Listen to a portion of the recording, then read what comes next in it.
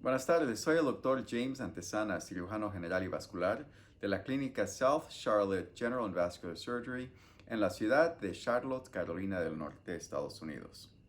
Hoy haré una presentación sobre trombosis venosa profunda. En esta presentación hablaré sobre la historia, presentación, el diagnóstico y el manejo de trombosis venosa profunda, un enfoque actualizado.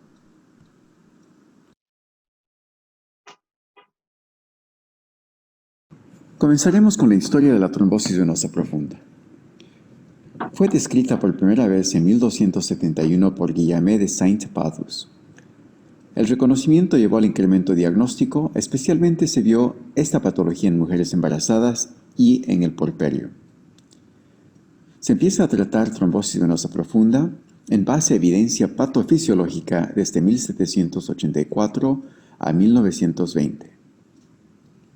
En 1856, Virchow describe la relación entre trombosis venosa profunda y tromboembolismo pulmonar.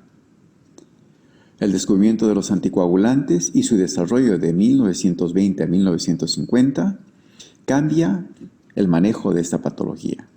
El primer anticoagulante, conocido como iludina, se aísla en 1884 por Haycraft de la saliva de las sanguijuelas. No se utilizó efectivamente hasta su reproducción genética en 1986. Heparina se descubre en 1916 por MacLean, siendo estudiante de medicina, y en 1933 es cristalizada, y luego se implementa en 1935.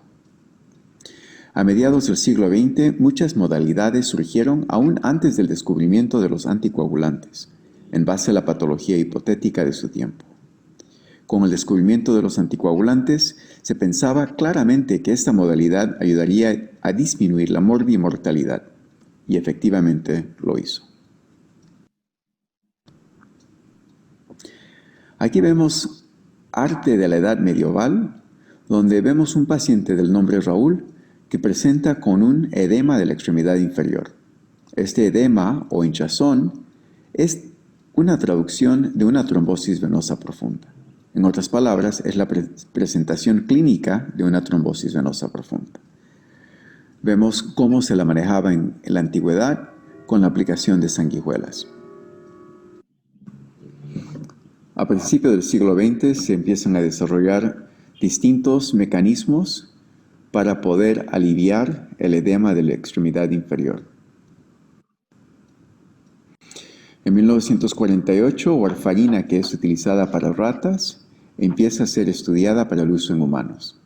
No fue hasta 1954 que se empieza a utilizar este medicamento en seres humanos, causándoles una anticoagulación. Tratamiento contemporáneo de la trombosis venosa profunda. Hasta el 2008, la norma internacional para el manejo de la trombosis venosa profunda fue solamente anticoagulación. Pero se recomienda en el mismo año, en la edición octava de la ACCP, la SBC y la AHA, estrategias intervencionales de trombosis venosa profunda extensiva con el objetivo de minimizar el síndrome post-trombótico. El síndrome post-trombótico lo volveré a explicar más adelante. El 2012, la edición novena de la ACCP se adiciona el uso de otros anticoagulantes por vía oral, el dagivatran y la rivaroxaban, que cambian el tratamiento a una forma más práctica y eficaz para ambos trombosis venosa profunda y tromboembolismo pulmonar. Epidemiología. Alrededor del mundo existen 70 a 113 casos por cada 100.000 habitantes. No hay una diferencia en su presentación por género, pero se ve más prevalente en hombres que mujeres. No se ve una diferencia racial y es más frecuente durante los meses de invierno, en un 10 al 15% comparado a los meses de verano. La prevalencia hospitalaria es bastante significativa. Se ve que en lesiones de la columna espinal existe una predisposición de 60 a 80% o una prevalencia. En trauma mayor, 40 a 80%, en fracturas de cadera, artroplastía de cadera o rodilla, 40-60%, terapia intensiva, 10 al 80%, embolia cerebral, 20 a 50%, en pacientes de cirugía general, 15 al 40% de prevalencia, cirugía ginecológica extensiva, 15 al 40%, neurocirugía, 15 al 40%, cirugía del aparato urinario, 15 al 40%, y pacientes médicos internados generales, entre el 10 y el 20%. Con esto podemos ver que la admisión hospitalaria debida a traumas ortopédicos tiene la mayor prevalencia de trombosis venosa profunda. Su clasificación se puede determinar como aguda cuando la presentación clínica es menos de 2 semanas. Puede ser recurrente o también la podemos describir anatómicamente. Para propósitos de esta charla, hablaré del punto de la rodilla para abajo o para arriba. Cuando hablamos de iliofemoral, hablamos del muslo para arriba en la pelvis, puede ser bilateral o unilateral. En otras palabras, la pierna izquierda o la pierna derecha, o puede ser multisegmentada en varios niveles, debajo de la rodilla, encima de la rodilla o dentro de la pelvis. Puede involucrar varias venas profundas o una sola. Su presentación clínica aguda puede ser asintomática o sintomática. Cuando es sintomática, puede existir un hinchazón o un edema del miembro inferior, ya sea del lado izquierdo o el lado derecho. Por lo general es unilateral y no bilateral, pero puede existir bilateral. Se presenta con dolor y es a consecuencia de una triada que fue descrita por Virchow. Esa triada involucra un estado de hipercoagulabilidad, lo que significa que el paciente tiene una tendencia de formar coágulos muy fácilmente en relación a un individuo normal. 2, puede ser a consecuencia de un traumatismo que causa una lesión de un vaso y ahí empieza el proceso de coagulación. Tercero, se puede deber a un estadio inmóvil por un periodo largo de tiempo, que causa una estasis venosa, en otras palabras, un estancamiento de la sangre o una disminución del flujo de sangre que predispone al individuo a desarrollar un coágulo. La complicación de la trombosis venosa profunda se traduce en tromboembolismo pulmonar o una flegmasia, que es una hinchazón severa que involucra a los miembros inferiores. Este hinchazón severo puede ser de color azulado rojo o puede ser de color pálido. Aquí hay un ejemplo de la presentación clínica. En la fotografía del lado izquierdo vemos un edema unilateral. Como ustedes pueden ver, la pierna derecha del individuo está más enrojecida y está más gorda que la pierna izquierda. Cuando existe un edema agudo, uno puede tomar el índice y comprimir la piel causando una impresión, como podemos ver en el lado derecho. Las presentaciones severas, como la podemos ver al lado izquierdo, esta se conoce como flegmasia cerulea dolens. Cerulea por el color de un ciruelo, enrojecido, tumefacto, hinchado, y en el lado derecho vemos una flegmasia alba dolens, que la pierna se ve más pálida, como si no tuviese sangre. ¿Cómo hacemos el diagnóstico de este problema? El diagnóstico por lo general se hace clínico con un puntaje modificado de Wells. Es un cuestionario que se le hace al paciente para determinar la probabilidad de una trombosis venosa profunda. También se puede utilizar laboratorio clínico con un ensayo de D-dimer que cuando es positivo lleva a una indicación de una posible trombosis venosa profunda con tal que el paciente presente el cuadro clínico. Podemos confirmar el diagnóstico utilizando un dúplex venoso, una tomografía venosa, una resonancia magnética en fase venosa o simplemente una venografía con contraste. que es el gold standard. ¿Qué significa eso? Que esa es la modalidad para llegar a un diagnóstico certero.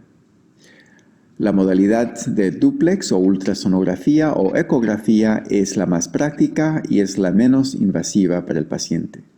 Tomografías y resonancias magnéticas se las limita para cuadros clínicos más complicados.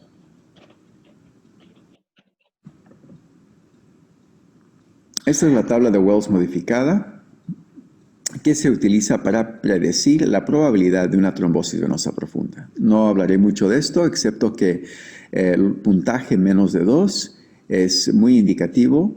Si el puntaje es mayor que 2 o igual a 2, es poco probable.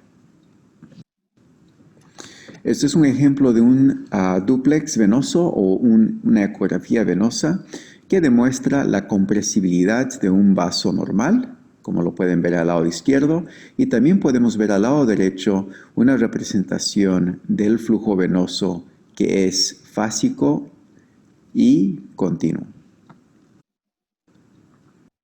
Estas son imágenes de una tomografía fase venosa y el punto donde está demostrando la flechita es una área donde existe una compresión venosa o posible trombo. La resonancia magnética venosa también nos ayuda a hacer diagnósticos complejos, como ustedes pueden ver en estas imágenes. Estas son imágenes de una venografía que demuestra la presencia de coágulos. El síndrome postrombótico es la secuela de la trombosis venosa profunda. ¿Qué es lo que pasa en el síndrome postrombótico? Los individuos con una extensión grande de trombos dentro de las venas, al momento de recuperar y recanalizar, las válvulas que solían existir no funcionan adecuadamente.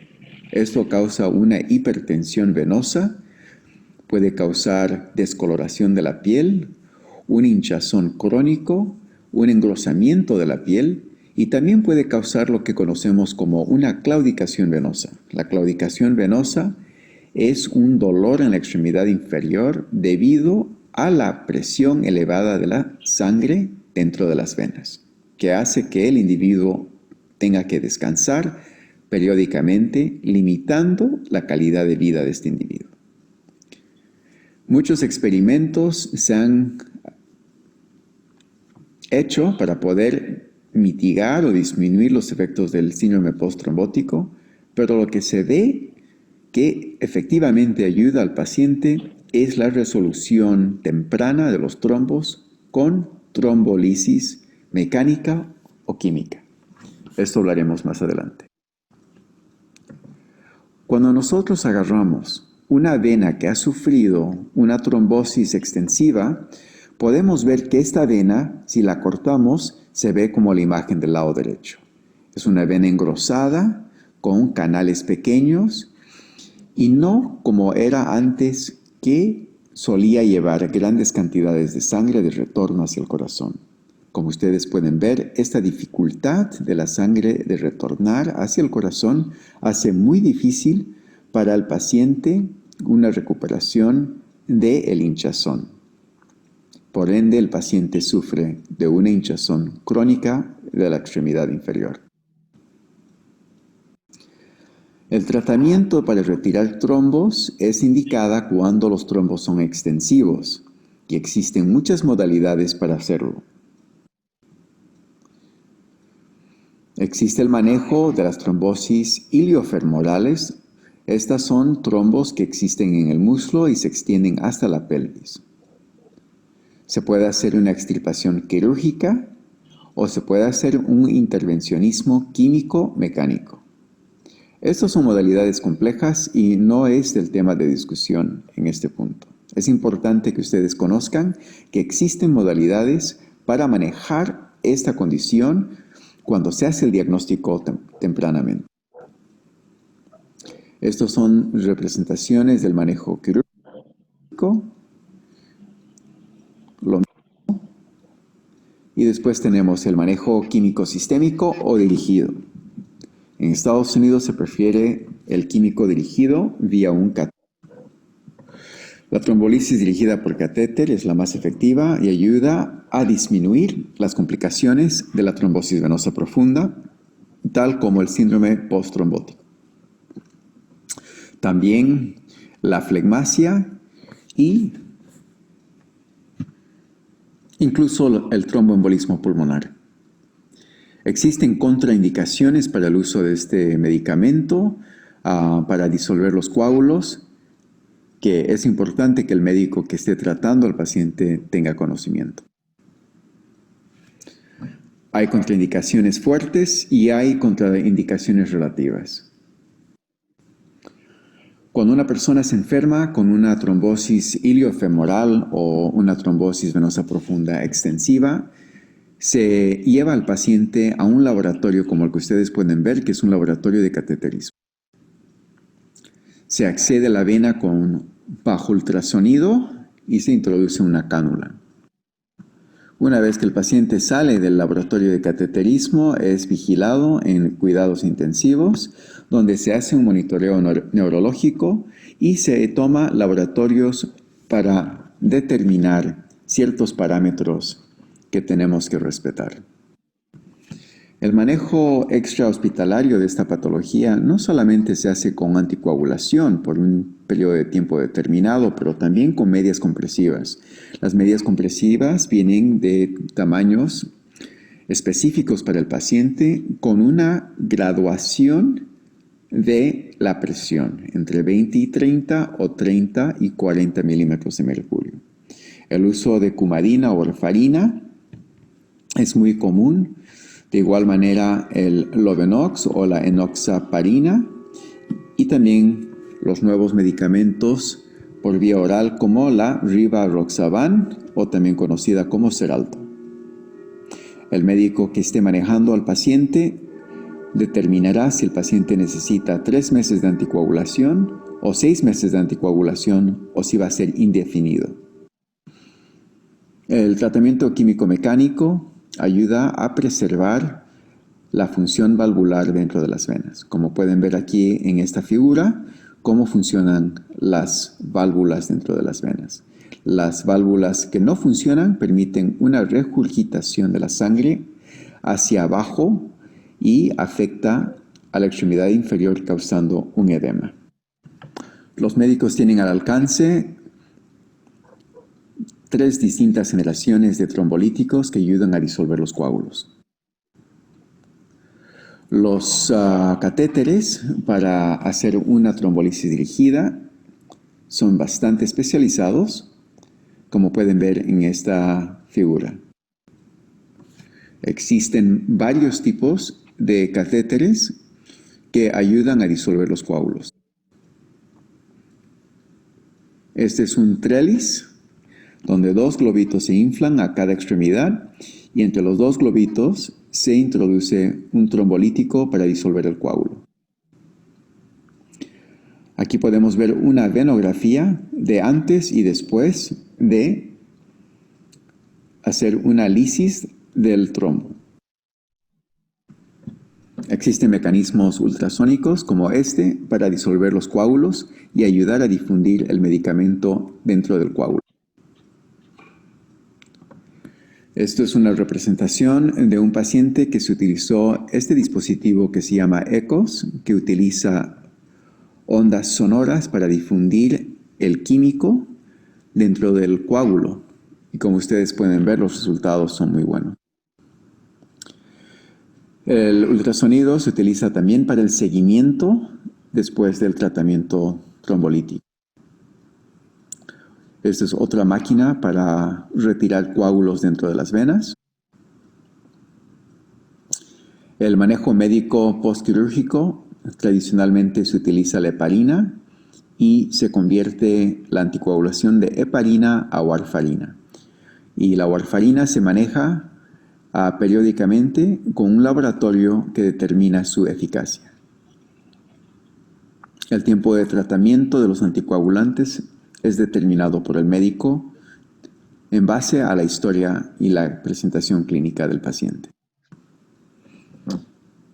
Finalmente, concluimos con 3 recomendaciones.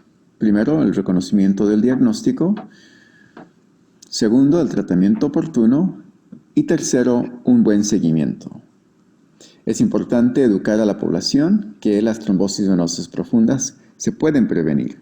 La manera de prevenirlas son manteniéndonos activos y no quedándonos en una posición prolongada por más de 2 horas. Por ejemplo, si uno está viajando en un auto, es importante parar cada hora o cada 2 horas y caminar, ayudando a que la circulación sanguínea regrese con facilidad hacia el corazón. El uso de medias compresivas son también muy importantes porque nos ayudan a regresar la sangre hacia el corazón. Con eso concluyo mi charla.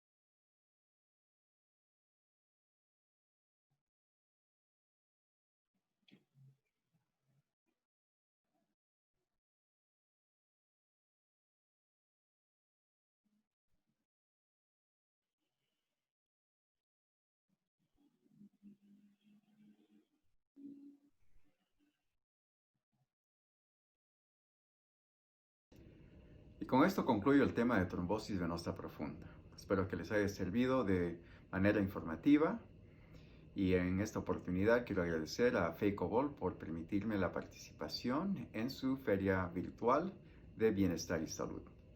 Hasta la próxima.